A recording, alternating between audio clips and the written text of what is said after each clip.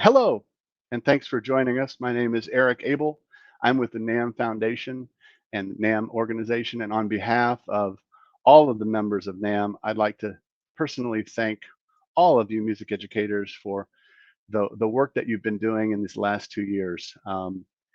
Every single day, making sure that your students have access to music education, no matter what. Thank you, thank you, thank you. To state the obvious, the last 2 years has been extremely challenging. Every educator in the country has been forced to constantly change, adapt, change, modify, and change again. And as most of the world locked down and stayed home, as usual, our remarkable music educators have been called to respond on the front lines, in person, leading the way, adopting new tools, new mediums, and in many cases, entirely new programs like guitar programs, um, to allow you to continue teaching music while adhering to strict and constantly changing aerosol mitigation standards. In this session, master teachers from teaching guitar workshops and guitars and ukes in the classroom will share how you and your students can have positive experiences learning to play guitar when that approach is structured and appropriate for the age group and skill readiness. Our presentation today is in two parts.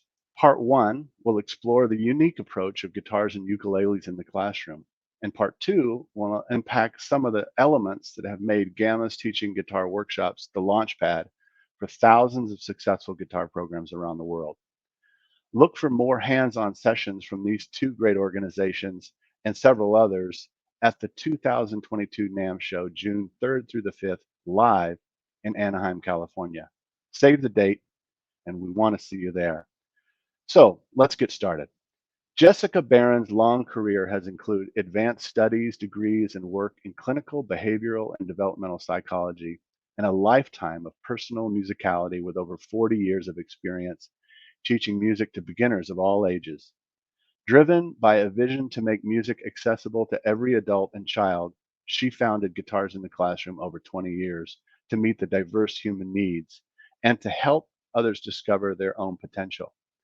Jess's pioneering work in the field of music integration has changed the way many educators, many thousands of educators, approach the art of teaching and play, and has placed instruments and the ability to make music in the hands of well over 1 million children. Please welcome our first presenter, Jess Barron, founder, executive director, guitars and ukuleles in the classroom. Hi, Eric. Hi, Jess. Great to Hi. see you. Great to see you too. And it's wonderful to be here today and to have a chance to talk to all of you music educators who are here interested in guitar education and hopefully also ukulele education since they're so connected. And hopefully you got to see Peter and James do their workshop in the last hour, or you can watch it again later. They're phenomenal. So, Yes, I yeah. totally agree. Great session. Jess, we were talking in preparation for this session um, about the huge wave of four and six-stringed instruments that have moved into get classrooms across the country, and so many educators have been tasked with beginning and starting, developing these ukulele and guitar programs, and that's a really good thing because, as somebody said earlier today, as we all expanded, we're never going to go back to the same shape we were in before. So we'd love to take advantage of this. A lot of new instruments are in those classrooms, and hopefully your great resources will help these educators learn how to do that in a slightly different way. So I'm going to get out of the way and let you present, and we'll talk in a minute, both in the middle and then at the very end of this session. Great. Take it away, Jess. Thank you very much, Eric. And thank you to everyone at the NAM Foundation for bringing guitar and ukulele to the forefront at this special event. Okay, see you soon. Well, here we go. Guitars and Ukes in the Classroom is a developmental music organization. It's really different. And that is because it stemmed from my background in developmental psychology and working with kids who've been traumatized and gone through all sorts of rough things in life, and making music accessible to children who haven't had the benefit of regular music education and had really highly qualified teachers. And so in so many schools, the little guys have been sidelined. If you're lucky and you're teaching young children, this method can work for you. It can also work for older kids who have not had a musical background. And we're going to get into why that is. But what I'd like to do is invite you at this moment to think about what your biggest priorities are as a music educator. Because where our work comes in is when you start thinking about what you'd like your students to take away that will last them for a lifetime. So let's advance, Eric, to the next slide. You can learn about our organization at the website or get in touch with us. We're very personal in the way that we work with teachers. Our work not only trains people in working adaptively and developmentally with these instruments, but also we help you acquire the instruments you need in order to get an instrument into every pair of hands, because we are supported by incredible NAM member companies who want to see you succeed. So if you visit the website, you can find out who those folks are and write to us, and we will back you up and help you as much as we possibly can. And thanks in part to the NAM Foundation. Our methodology draws on Orff Schulwerk and on the work of Zoltan Kodály. And so in those ways, it flows right into a general music program for young children with basic rhythm, with notes children can play. And the way we get to all of that is through the open tuning method that I developed initially with Hal Leonard, that is called Smart Start Guitar, and is now also available from Korg and Soundtree as Smart Start Ukulele. So these books are out there, but everything we do with the nonprofit is free. Our training is free, and we share open source our materials. So why don't we progress to the next slide? There we go. Okay, so this is a photo I adore of music educators from Los Angeles Unified School District. And that district actually brought me in over 18 months to inculcate their music faculty into incorporating ukulele instruction in general music. So some of what I'm going to be sharing with you was actually developed in LA Unified. And really, honestly, anyone can learn to play guitar as long as it's taught inclusively. The instrument needs to be seen in a broad way. So if a child is good at percussion, but their fine motor isn't good, they're going to approach that instrument percussively. If their fine motor is great, they're going to be able to do more. But we want to look at the child's strengths and teach into where they are, the age they are, and what they're showing you they're interested in. So we want to help you be that teacher with the instrument, rather than feeling like you've got to stick to something that is very prescribed. You want the freedom to make the instruments work for the kids. And right now in the pandemic, you all know that's critical. We have to engage the kids. We need to lift them up. We need to give them something relatable and something that makes them feel better. And that's what I'm here to share with you today. Let's advance. So why is the guitar so important? Why does the ukulele make such a difference? This is a great graphic, and I don't honestly know, Dr. Jockers, what that is, but that's where this image comes from. And if you source this and you really take time to read the details, it's true that every part of the brain is involved when the child is playing the instrument. Part of the reason is that our hands are wired to the same and opposite sides of the brain. A lot of us just don't know that kind of stuff. Thumbs are going to the opposite side, so they're crossing the midline. Fingers are staying on the same side. So you're actually, when you're playing a two-handed instrument, which would also be true for violin, right, or cello, any of the stringed instruments, you're crossing the midline. Why is that so helpful to young children? The midline right there has to be bridged in order for kids to learn to read. So the work that you do with rhythm, and our work starts with rhythm, crossing that midline, and then being able to coordinate both hands doing different functions, is going to light all of these areas up. So I don't want to go into all the little tiny details, but they're all valid on this graphic. But we do want to start with the rhythm, with steady beat, divided beat, unevenly divided beat. That's a big leap. And we actually teach the work of Phyllis Weichert. I don't know if you've ever trained with her, but she started High Scope, and she was one of the first educators to connect gym with rhythm and music training. So we work with body levels of percussion, and then we start to move with a large motor into the instrument rather than the fine motor skills, which young children really don't have yet. We start with what they know, which also includes large motor movement. So let's go ahead to the next slide.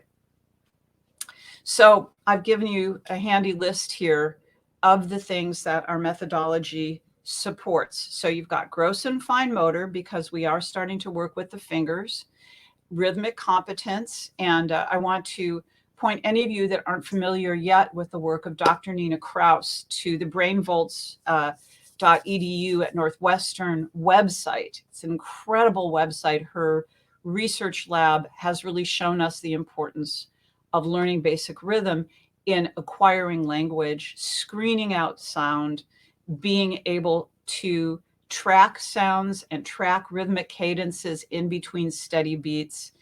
It's very powerful. You might not know you're teaching literacy, but if you're teaching music, you are teaching literacy. So again, we move into the softer skills, those 21st century skills with this work, because we start to include strumming buddies in our work. These kids are in a strumming station. These are transitional kindergartners. They're 48 to 60 months old. And these kids were all playing, changing notes, and singing at the same time, led by their classroom teacher who trained with us for a couple of years to implement the work. So we also incorporate songwriting, and they can do that in teams and then come out and share the lyrics that they're writing. And writing the lyric into that vocal rhythm while playing that steady beat rhythm, very much like Orff, is building their language skills and their ability to communicate all feelings. So it's powerful. Ukulele is just as valid as guitar. It's easier for the little guys to get to, fewer strings, narrower neck, but it's a fabulous gateway into guitar. And I've also taught guitar to children as young as 3, and they've done fine. But it's because of the open tuning method. And we are going to get into that in just a minute. Let's advance. Thank you. Okay, so open tuning. Why teach in open tuning? You may be scratching your head and saying, I have no idea what she's talking about. So I'd like to show you the difference. So let me show you on a couple of different guitars so you can actually see this. And I'm going to start with a standard tuned guitar. Here we go. And this guitar, which is a lovely Alvarez, the company has helped us a lot. It's tuned in the standard way. So we have E, A, D, G, B, E. So basically, it's a minor 7th chord. If we want to play a full major chord, the hand has to do quite a bit of fancy stuff here. We've got to have this triangular hand shape and 3 fingers curved to get our D chord. We've got to be able to do this great big stretch to get the G chord. Now, it takes onboarding and practice and hand development to get to these chord shapes. Look at the C. Many guitar instructors start with this chord, and it's actually, I call it the claw, because when you're done, your hand is like this. It's frozen in that shape. Great chord, but it's work. And if you're 4, it's not going to happen unless you're a prodigy.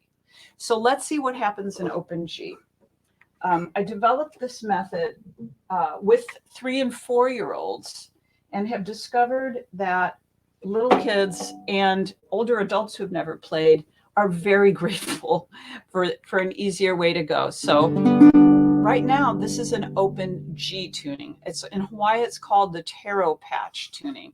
And the tuning actually goes back to the 1400s. Musician Lawrence Juber is an expert in the history of open tuning. And I have actually a video I can put on our Facebook page for anyone who'd like to see it when Lawrence did a master class for us. So instead of these being E's, these are tuned down to D. And instead of this being an A, it's down to a G. So you get D, G, D, G, B, D. So if you train in North Shore work, you know that's what we do with the xylophones. We take off the bars that are complicated while the kids are learning to do the ostinatos and the bourdoons and coordinate two hands together and then one hand at a time. So this is a similar principle. So they can sing over this open G chord, and it's very nice in their vocal range, la, la, la, la, right? And then the first change is just one finger. And they get that little C note, and it's the beginning of forming chords and learning scales. And we just call this on and off, because when you are 5 years old, that's a really friendly place to start. And the chords are sequenced into two fingers that are ergonomically shaped, and then one change. And then we get into adding the ring finger, which is a big deal, to get the full major chord. We lift up for the minor chord. And now the kids have 1, 4, 5, minor 6. They can play all the 4 chord songs. And they're ready to transition to standard tuning because they've been strumming and singing with these easy chords. And the beauty of the method is it's all song-based. And the kids love songs. They want to sing songs. So these are some wonderful 4th graders from San Miguel Elementary in Lemon Grove with our trainer, Dan Decker. And as you heard with the guitar, we've got do, mi, sol. So the kids are ear training and singing over that major triad. And as they get the hand strength, they can build those chords. Want to get out of the key of G, but you're not ready to teach more chords, you just pick up a capo, and we can help you get capos also. And you just put it right on there and move it up the neck, and you've got a whole bunch of choices for great keys to sing in. Now the ukulele works very similarly, and let me pull up this Kala soprano, and this is also in open tuning, but this is in open C tuning. So with this, we've got our do, mi, sol, and this is a friendly key too. You can also tune the whole instrument up to D if you prefer, or capo at the 2nd fret. We're so grateful to Dunlop Manufacturing for giving us capos to give to you guys. So we've got the same chord sequence here. We've got F, and then G7th, and then we're back to C. Why is this so important? Let's go back to slides and advance the slide, and I'll show you the magic. Okay, so you can see these kids are in a guitar class, and you can see the way these charts look. They're so simple. You're not seeing anything with 3 fingers in these beginning stages. And you notice how the shapes are so similar. The hand isn't having to invert or stretch yet. So the kids are quite successful. And let's progress. Thank you. And then you can see the difference here in the open C with the ukulele to this coordination for the closed C in standard tuning. And here is the open G for guitar on the left, and to its right is the closed stringed version of the standard tuning G. So sorry, the pagination got a little bit funny in translation here. Let's advance. Thank you. So the Smart Start Ukulele book really lays it out, and it's good for self-instruction. I wrote it in a voice that lets teachers self-educate. And as a music educator, you could probably get through it pretty quickly, pick this up, and start using it right away. And we have lots of charts that we can share with you. We're just refreshing our materials and getting ready to share them with our new partner, San Francisco Unified. We're thrilled to be working with their VAPA department. And let's progress again. So what happens? How do you bring guitar or ukulele into a full general music program where you've got ORF going on, or you've got recorders? And we'll get to what happens if you can combine it with the string program or the band program. That gets very exciting.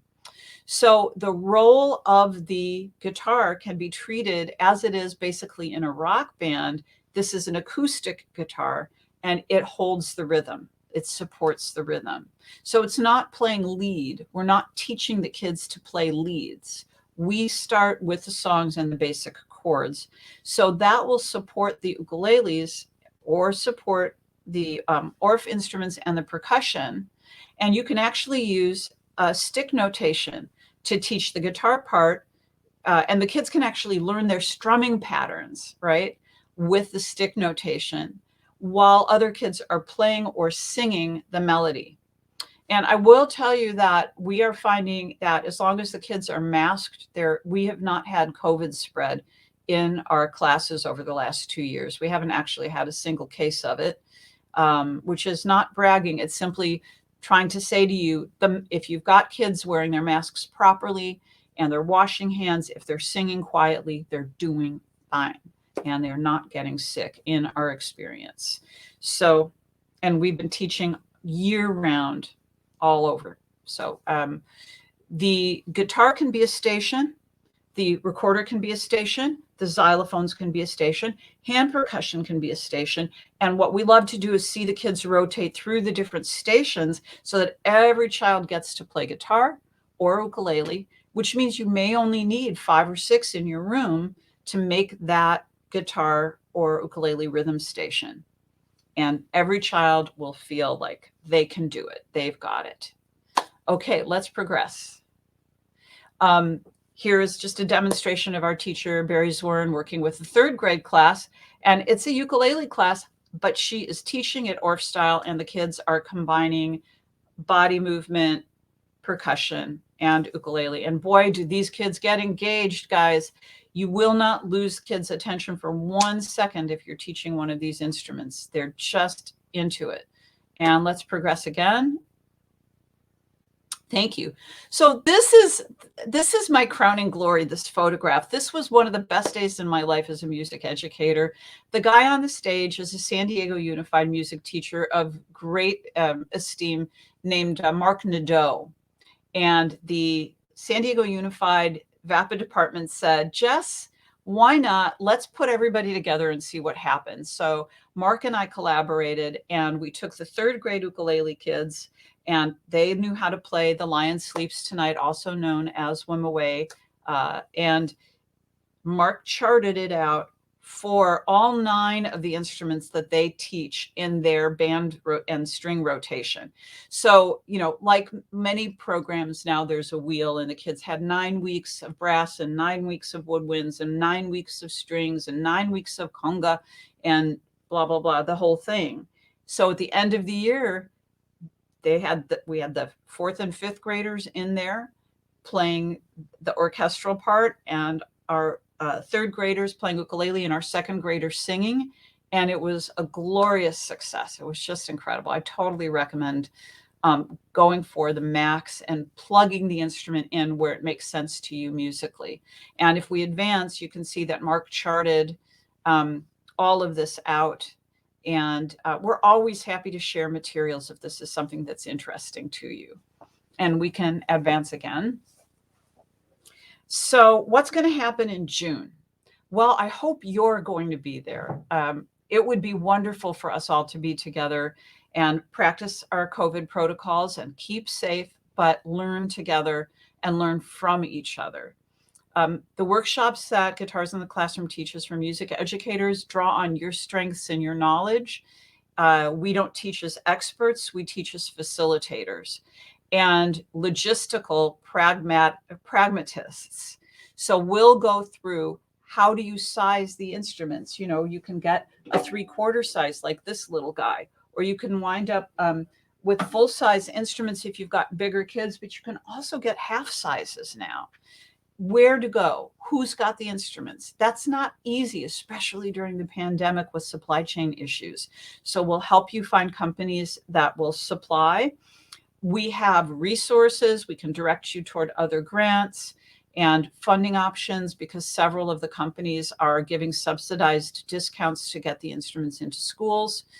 And we'll also help you with the niggly details, like doing your instrument intake, how to plan for the time, what supplies do you need, what storage do you need, what kind of support do you need from your school in terms of maintaining the instruments, keeping them safe.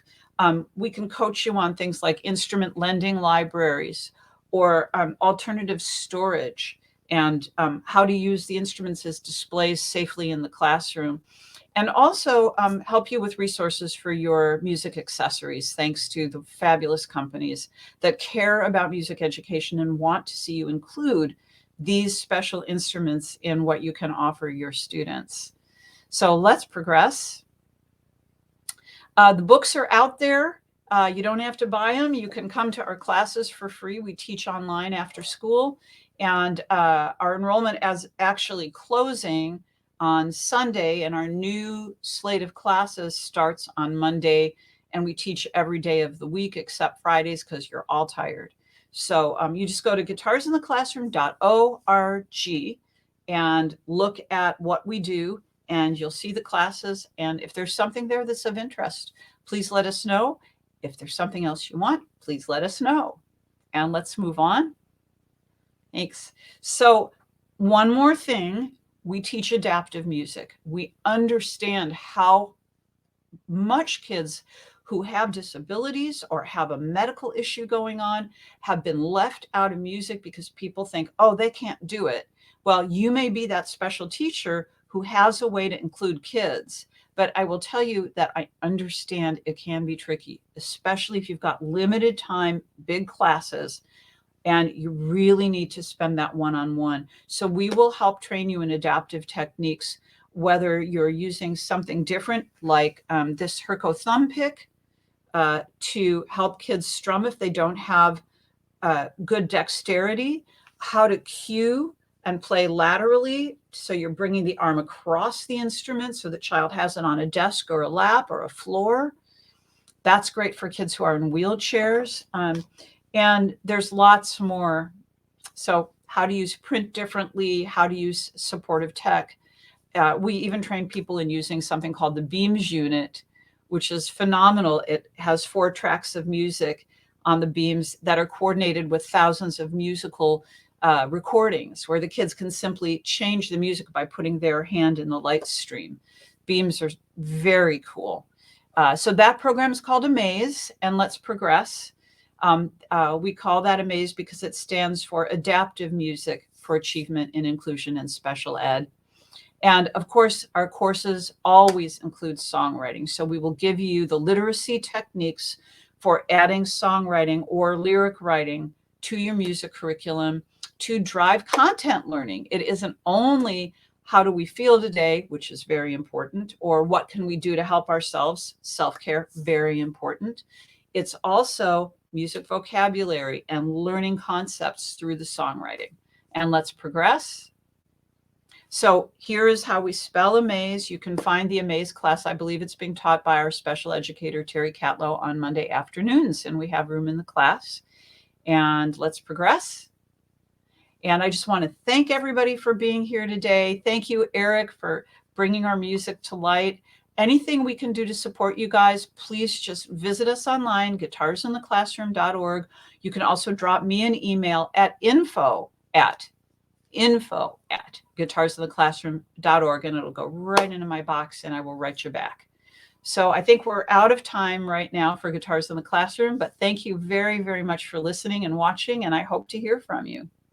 Jessica, that was fantastic. I mean, I knew it was going to be. I've watched that program for over 20 years, as you know, and so inspiring. So many millions of lives have been affected by the work that you and your team are doing. Really, thank you. Really inspiring stuff. And I very rarely get to like look under the hood. So really, really enjoyable. And I'd like to talk to you a little bit at the end. I'm going to ask Glenn to come on. He'll present, and then maybe we could, the three of us could chat after. Can you stick around? Absolutely. Okay, fantastic. Thank you. See you soon. Thanks, Jessica. You're welcome. Thanks. Bye. So our next session, our next segment, I should say, uh, is by a good friend of NAM and mine personally. I'd like to tell you a little bit about Glenn. Before retiring, you know what they say about music educators and retiring. It doesn't happen. It really doesn't happen. Glenn Mccarthy taught music for over 30 years in Virginia public schools, where he developed a multi-level, nationally recognized award-winning guitar program. He's also taught class guitar and guitar pedagogy at George Mason University for over 20 years, and he teaches guitar to veterans at the Mason Community Arts Academy. He's been a guest lecturer, a clinician, and an adjudicator at festivals, conferences, and workshops, both nationally and internationally, and he's been recognized by the Grammy Foundation as one of the top 10 music educators in the United States. He is the executive director and clinician for Teaching Guitar Workshops. Now, Teaching Guitar Workshops was founded in 1995 to help band, orchestra, and choral directors who are interested in implementing guitar class into their music curriculum. Their week-long workshop introduces a sound foundation of guitar pedagogy and proven techniques to make the guitar class a successful part of any school curriculum. Teaching Guitar Workshop continues to evolve to keep up with the latest trends in music education, and now also includes ukulele in their curriculum. Please welcome our second presenter, Glenn Mccarthy, adjunct professor at George Mason University, executive director and clinician for Teaching Guitar Workshops. Hey, Glenn. Hey, Eric. Thank you for that introduction, and good evening, everyone, or good afternoon for some of you. Evening for me, I'm an East Coaster, so it's a pleasure to be here. Eric, first slide. What do you think? Yep, hold on. I'm going to go away for a minute and Okay. Give you the stage. There you go.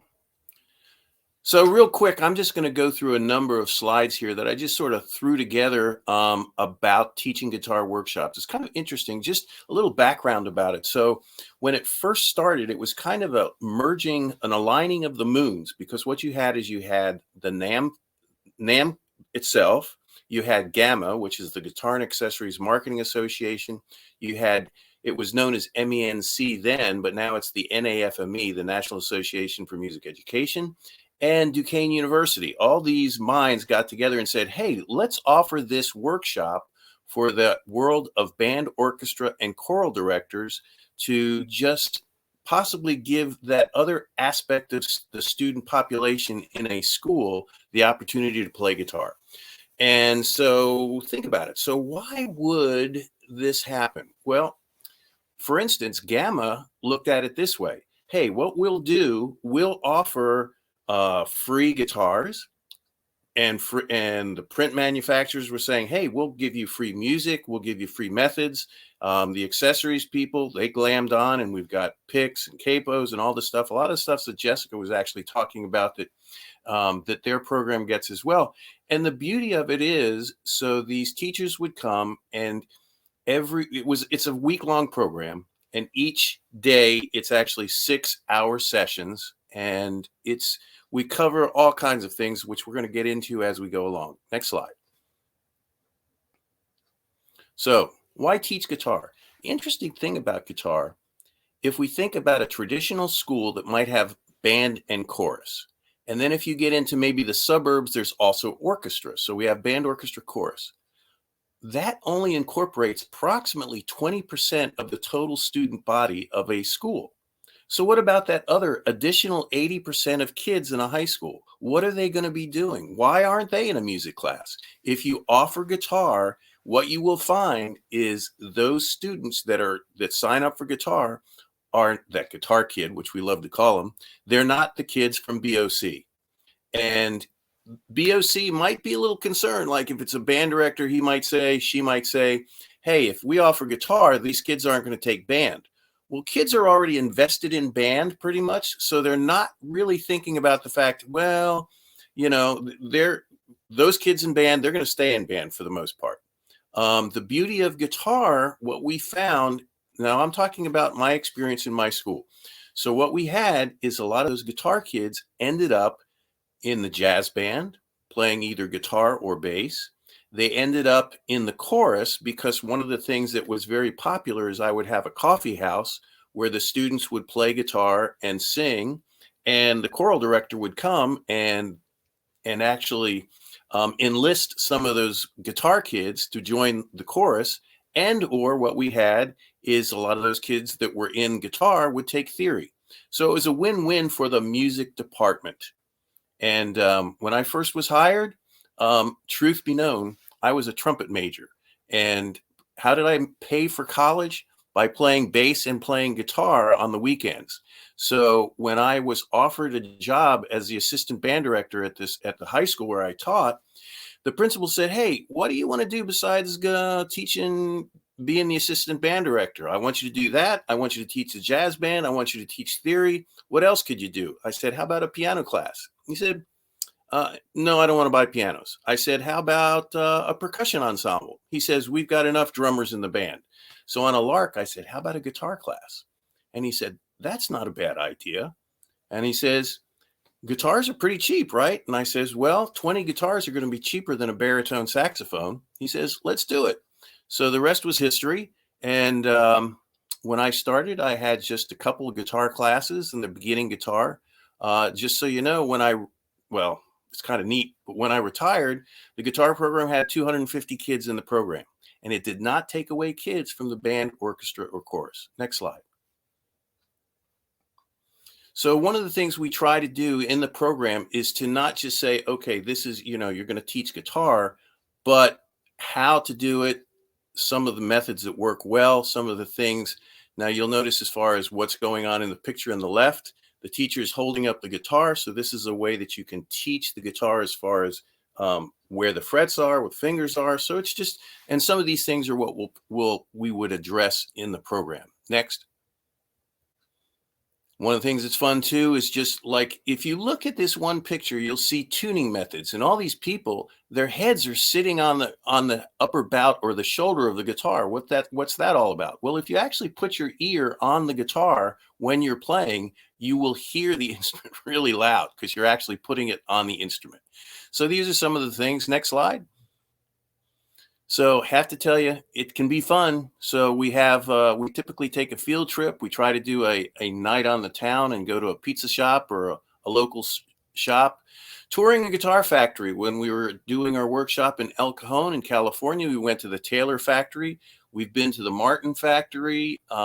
We were at the Breedlove factory in Bend, Oregon. So when we've done these workshops, we've actually, part of it is a little bit of camaraderie, which is a good thing. Next slide. So this is what you get. Free chance for a free guitar. And notice I say chance because it depends on, now we're doing them both virtually and in person. If you go to a workshop, you would get a free guitar.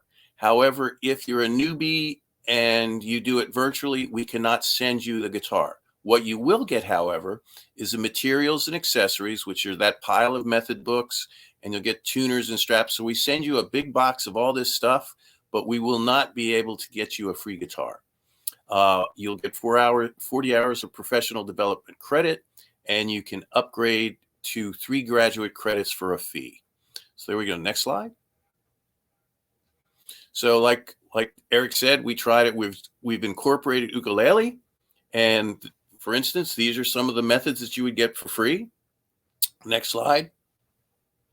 So here's our workshops locations that we have so far. In June, we're going to be in Anchorage, Alaska. We're going to be in Pocatello, Idaho. The week of the 13th through the 17th will be a virtual workshop. So that's our virtual workshop in the month of June. We'll also be in El Cajon, California, which is Southern California, Wildwood, Missouri, which is right outside of St. Louis, Bellingham, Washington, and Wichita, Kansas. Next slide. I should have made that bigger to see. Ashburn, Virginia, which is right outside of DC. That will be on 1 week will be a level 1 and 1 week will be a level 2. And then we'll also be in Nashville for a level 1 and then the next week for a level 2. And both of those are both live and and virtual. So you could do it either way. And then August, we're actually going to be in Brass Bell Music, which is a great music store in Milwaukee, Wisconsin. Next slide. So there's a little bit. If you'd like to get more information and check out the website, it's at www.guitaredunet.org. And if you want to get a hold of me, that's my email address that I use to communicate with this stuff. So next slide. So what I've done a lot of stuff here. I've written a lot of things, but I just want to talk a little bit about, and you can read this as I talk, but setting up a guitar classroom when teaching in an extended program. All right. So if you're going to do a long class, a nylon string guitar is what we recommend. And the reason that is, in high school, a lot of high schools now are going to block scheduling, which is 90 minutes of a class. If your kids are brand new to guitar and they're going to play for 90 minutes, trust me, steel strings are harder on the fingers. Now, is there pluses? Of course, there's pluses and minuses to both instruments. So these nylon string guitars, easier on your fingers for sure, okay? But typically a nylon string, the fingerboard is a little wider than on a steel string. So the steel string, the neck typically is not as thick, not as wide as a classic guitar. So they're a little easier to get your hands around, okay? So that's a couple things about that. Next slide. So one of the things, storage. How are you going to store these puppies? Well, depending on the security in your school, it's kind of cool if you can just hang them on the wall. That's what I did, and I found that to be very successful. But, you know, you can get, obviously, storage. But the thing is, if you're going to use a locker system or something like that, you may need to invest in cases as well. Next.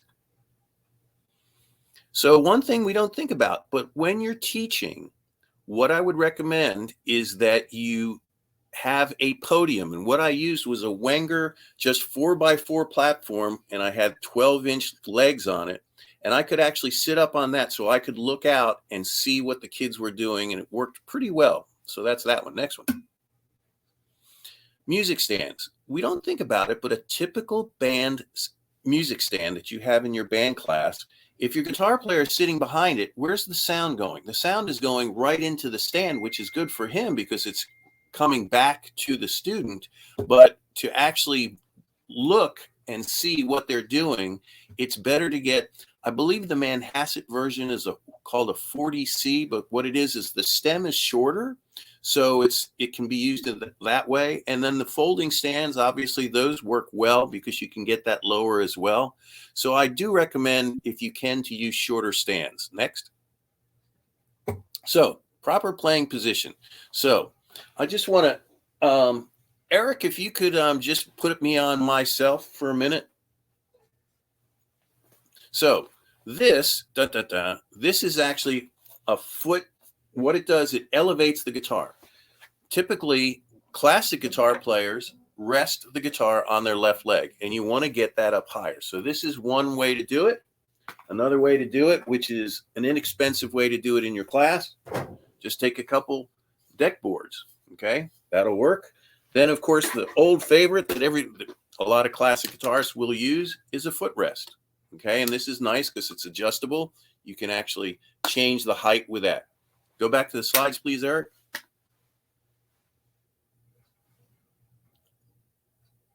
Well, I think he's there. Anyhow, so let's keep going. I think the next, oh, there he goes. So foam yoga blocks is a really neat one to use. And I don't have those with me because I left those in my classroom. Sorry about that. Next one. So another way to do it is you can put a guitar strap on a classic guitar. Now, some people will have issues with that, but you're talking about student instruments, so it's okay. And what I recommend is you put a strap button on the heel of the guitar, and you also put one here, you know, at the bottom. And that way you can have your kids get a guitar strap, and that will give them a good posture as far as holding that guitar neck up. So whether you're using a steel string or a nylon string, what I'm talking about is the angle of the neck should be up higher. Well, next one. Sound and video system. So one thing that's interesting is when I started teaching, I noticed I was getting hoarse. So what did I do? I brought in a little PA system, and then I realized, well, heck, I needed that for, for all of these other things that I was using. So using a drum machine, a whole lot better than metronome. Your kids will love it. So when you're doing exercises and stuff, great thing to use. I also use an app that's called the Amazing Slowdowner. That's the one that I have, but I know there's many others out there that can actually change the speed without changing the pitch, or you can adjust the pitch. There are some contemporary songs that are just a little bit out of tune. And so with the Amazing Slowdowner, you can actually tweak it a little bit so that you can get it so that it's in good pitch. Next one. So another thing, you want to have possibly other instruments in class, electric guitar. So you're going to need cables and stuff, bass guitar, that sort of stuff. One thing just real quick that I would like to say is if you use YouTube, where did I put that thing? Yeah, right down here. So this is an item that I have. It's called a Vadami. I know that sounds kind of like a wacky name, but what this actually does is you hook it up and it's a Bluetooth item. And here, we'll show you. There you go. You can see a little better. And what it does, it's basically when you hook it up to YouTube, you can change, or well, not change, but well, yeah, you can change the speed. You can loop. You can go to the back of the song, so it starts over again. You can play and pause. You can forward. So it's a great little device. So there's lots of toys that you can use with your classroom. Next, drum machines. I'm not even going to talk about that. Eric can talk about that. He's a drummer. So tuners, the kind that you clip onto the headstock, right? Those are great. One of the things that's nice about it, ambient sound in the room is not going to affect that. So that's a good way to go. Next one. Method books. Obviously, method books, you're going to use a number of different ones because what I'm saying is this. When we do teaching guitar workshops, we incorporate finger style, we incorporate pick style, and I think both are very valid, and I think it's important that you use that within your classroom as well. Next. So, Jess talked a little bit about capos, but I want to make sure you realize that if you have a nylon string set of guitars, you actually have to get a particular type of capo where the top of it, this part here, okay, that part is flat, okay? Oh, there we go. So right here, this has got to be flat. This one you'll notice is slightly curved. This is actually for a steel string. A nylon string one, it's going to be perfectly flat. And the idea being that the fingerboard on a steel string is slightly convex. On a nylon string, it's flat. Next. So changing strings. Real quick, one thing you want to realize, you don't have to buy whole sets of strings. What I recommend is you buy first and fourth strings for nylon. I mean, you want to maybe get a few some sets, but if you're using a nylon string guitar, rarely. And I mean, I don't think I've ever actually had one break for me, but your third string, the G string, it never breaks. I think I could probably use it if I was going fishing for shark or something, for leader or something. But anyhow, it's not really necessary to replace all the strings. I will say this, with my performing group, I did change the fourth, fifth, and sixth string, and we would change first, second, and third maybe at the beginning of the year, but that's it. So one of the things, so here's something that you want to have, a string winder. All right, that's a really cool thing to have. And another thing that's cool that I use in class is it's a chuck that I put in my variable speed drill. And it's actually, I can almost change strings as fast as like some NASCAR guys driving or changing a tire. I mean, it's great. And it makes life a lot simpler if you got to do a string quick. Next slide. So there we go. So we talked about those strings a little bit more. Yes. So if you do change the E, B, and G, the high strings on a nylon string, oh my gosh, they stretch forever. So it takes a while for them to hold pitch. Next. Okay, before, I just thought about something. So one thing I saw before there, it said negotiate with your local dealer. I cannot impress, I really want to stress the importance of developing a relationship with your local music store, because I think what's really important is if you have that relationship. For instance, let's say you want to put strap buttons on your guitar. You have that relationship with that store, they'll help you with probably doing that. You want to get your strings from that store, do that. The thing that I would say is, I'll just tell you my story because it's kind of cool, is so when I was teaching in the public school, I had I had a key to the local music store. So I could go in the morning, because I was going in at 7 o'clock in the morning, and then no music store in the right mind is open at 7 o'clock in the morning. And I would go and I would take my strings that I needed, and I just write a message to Joe, the manager, and say, hey, I'll be back and take care of this. And away I would go. Of course, I turn the security back on and lock the door. But anyhow, not to say that you'd have to do that as well, but it's great to have that relationship, and it works both ways, because your students can go to that store, and hopefully that store can help your students as well. Next slide. So one thing, we're talking about picks. So guitar picks, yes, you want to use them, okay? And it's kind of like porridge, not too hot, not too cold, but just right in the medium. So medium picks, I'd say, is the best way to go.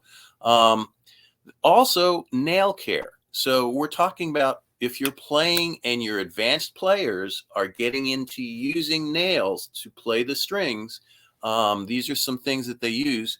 And as crazy as it sounds, 4-star ping pong balls, you would cut them along the crease of the ball, and you cut out a piece of that, and you would glue that with super glue on your fingernail to replace a broken nail. I know that sounds weird, but check it out on YouTube. You'll find it interesting. Next. People don't think about this sometimes, but a full-size mirror in your classroom is a great way, when you're doing testing, have them playing in front of that. So if you say, okay, your left hand, you're collapsing your wrist, your right hand, whatever. If they can visually see that, it really helps, and it makes it easier to change and modify their technique. The other thing that I'd say about that, your kids love the fact that there's a mirror, so they can check out how cute they are when they leave the classroom. Next.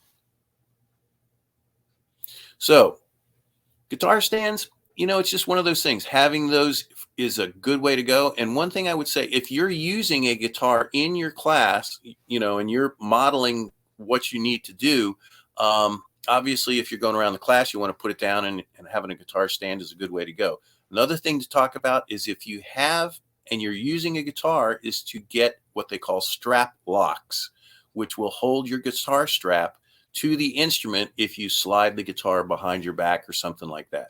Next. So, additional instruments, all this kind of stuff, guitar, bass, everything, Also, don't forget keyboards and percussion. Notice I said percussion, Eric. So let's face it, if you want to use a cajon, for instance, great thing to have. Next. So you can't really see it that well. That's the only picture I could find of my class in the day when they were playing. But that's my advanced class, 56 kids in there, and we were playing various transcriptions. And for those of you that want to do guitar ensemble, realize now that in NAFME, not only do we have a national band, a national orchestra, a national choir, but we also have a national guitar ensemble, which is pretty cool. So that's a little bit. I really didn't get into the nuts and bolts as far as playing and that sort of stuff, but I just wanted you to realize, setting up a guitar room, you have to think about it. It's not just, oh, well, let's just teach guitar. So hope that helped a little bit. Eric, I guess we're going back on. Glenn, thank you so much. Talk about brass tacks. A lot of great information that I'm sure, if you're paying attention, you probably got 5 or 6 takeaways from this. We're almost at time. I was hoping that Jess could come back. Jess, can you come back and join us? Yeah, I'm just reading the question in the chat about what to do from a teacher who started with Lug, with a Oh, little 3-string. They're kind of adaptive instruments that have a learning sequence into standard tuning. Yeah, I And believe they're tuned to if you starting with the first string, E, B, and G, right? right, Yeah. exactly. Um, and he or she, they're thinking about getting 4-string cigar box guitar kits as a way to. So feel free to email me. This is a really fun topic, but we're going to have to go down that rabbit hole. thanks, and thanks for that question. Yeah.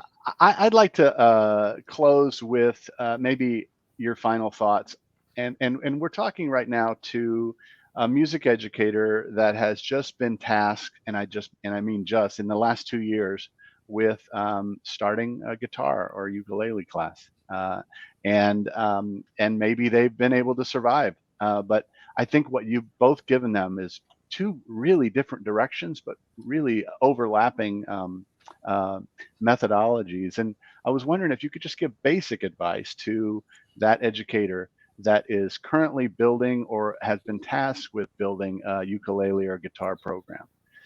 Any I advice? would love to jump in real quick. Go, Sure. Jess. Okay, so brain research is important to follow, and kids go through a second developmental phase, usually between, say, 13 years old and 15, where their brains grow massively very quickly, just like they do when they're little ones up to 6 years of age. And so if you're going to start a guitar or ukulele program at the high school level, kids can learn very quickly, but it has to be their idea. They have to want to do it.